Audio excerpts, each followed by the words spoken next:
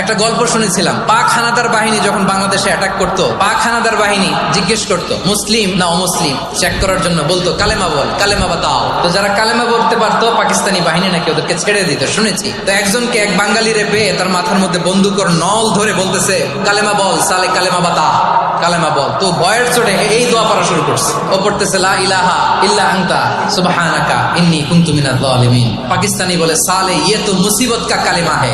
বাঙালি কয় হাম তো ভি মুসিবত মে হ্যায়। পাকিস্তানি বলে বেটা কোন দোয়া বললি, এটা তো মুসিবতের কালেমা। কয় আমিও তো মুসিবতে আছি, আমার মাথার মধ্যে বন্দুক ধরে তুমি আমারে কালেমা জিজ্ঞেস করো, এখন কোনটা কালিমা আর কোনটা কি দোয়া আমার হুঁশ আছে নাকি?